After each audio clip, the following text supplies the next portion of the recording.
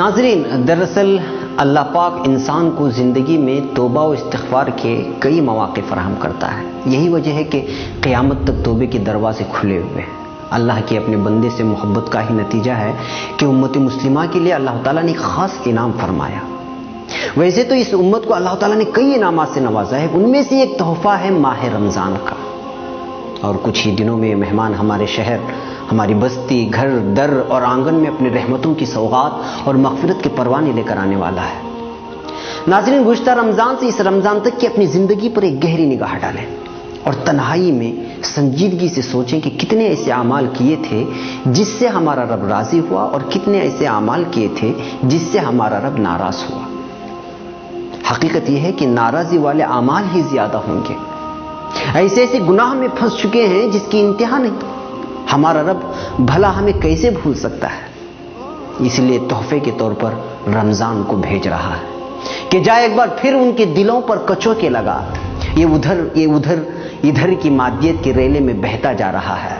مغربیت کا بھوت سوار ہو گیا ہے، مسجدوں کو بھول گیا ہے، جھوٹ کے پلوں سے باندھ لیا ہے، تجارت میں جھوٹ بولتا ہے، ترازو میں ڈنڈی مارتا ہے، حرام حلال کی تمیز نہیں، بس مال جمع کرتے جا رہا ہے۔ جا اسے بتا کہ یہ زندگی نہیں ہے۔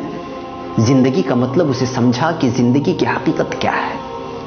جی ہاں دوستو، اسی لیے رمضان ہم سے مہمان بن کر مخاطب ہے کہ میں آ رہا ہوں۔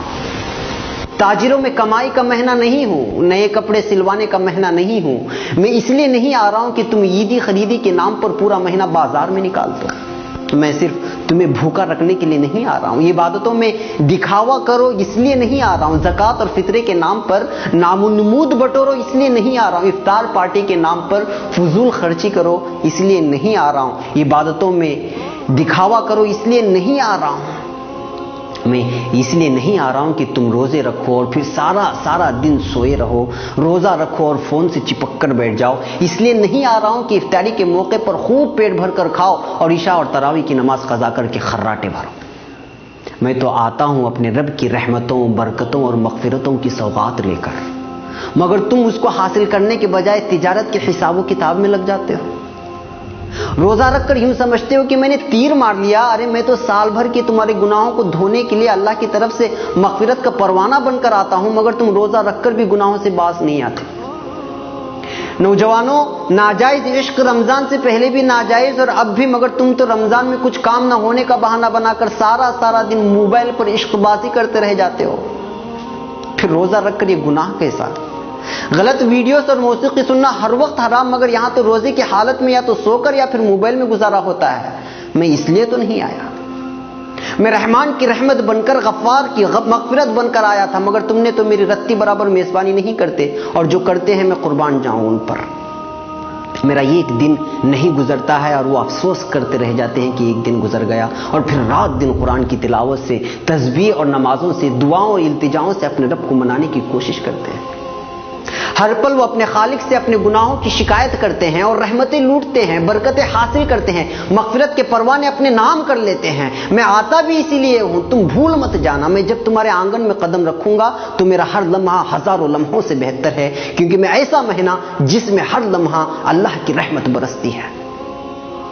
میں کبھی تم کو روزہ بن کر آواز دیتا ہوں، کبھی افطاری کی دعا بن کر، کبھی سحری سے تھوڑی دیر قبل اٹھ کے اپنے رب سے التجا کر کے اسے منانے کی درخواست کرتا ہوں، کبھی رحمت کے 10 دن دیتا ہوں تو کبھی مغفرت کے اور کبھی جنت و جہنم کی خلاصی کے دعا کے لیے 10 دن تمہارے حوالے کرتا ہوں، مگر تم مانتے نہیں۔ ارے ہوش میں آؤ بھائی، میں آ رہا ہوں، کہاں کھو گئے ہو؟ 11 ماہ گناہوں کے دلدل میں ڈوبے رہنے کے بعد اپنے گناہوں کو بخشوانے کے لیے میرے رب نے تم تک بھیجا، تو تم روزے کے نام پر خالی پیٹ رہ کر وہی جھوٹ کے انبار، غیبت کے بازار، بات پر تکرار، عید خرید کے نام پر بیوی سے انبن، پڑوسی سے تعلقی۔ ارے ہوش میں آؤ، اگر میں چلا گیا تو موقع ہاتھ سے چلا جائے گا اور لوٹنے کے لیے 11 مہینے لگ جائیں گے، اور زندگی کا کوئی بھروسہ بھی نہیں کہ اگلے رمضان تک تمہاری سانس چلے کہ نہ چلے۔ پاگل نہ بن، تیاری کر، میری میزبانی کی اور میری مہمانی کی، دل سے کر، خلوص سے کر، دکھاوا میرے رب کو منظور نہیں۔ جو بھی کر تنہائی میں اٹھ کر اللہ سے التجا کرتے ہوئے کر، ابھی سے مانگنا شروع کر، کیونکہ نیک اعمال کا کرنا بھی اللہ کی توفیق سے ہوتا ہے۔ میری میزبانی کا مطلب یہ نہیں کہ گھر میں کھجور اور افطاری اور سحری کا راشن جمع کر لے، میری میزبانی کا مطلب ہے نماز، تراویح، تلاوت قرآن، گناہوں سے اجتناب، جھوٹ، غیبت، فحاشی، ناجائز عشق بازی اور بازاروں کی زینت بننے سے خود بھی بچنا اور گھر کی خواتین کو بھی اس سے باز رکھنا۔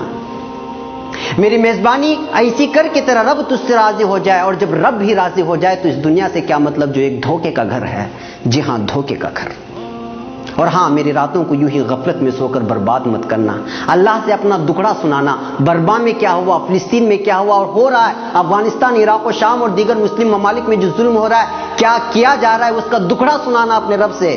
بیتے سالوں میں اپنوں اور غیروں نے ہم سے جو برتاؤ کیا اس کی شکایت کرنا اپنے رب سے۔ وہ سننے والا ہے، سب کے سننے والا ہے، وہ جو سب سے رحیم، سب سے کریم اور تم سے سب سے زیادہ محبت کرنے والا ہے۔ تمہارا دکھڑا سن لیا تو پھر بیڑا پار ہے، نہیں سنا تو پھر ثواب کہیں نہیں گیا۔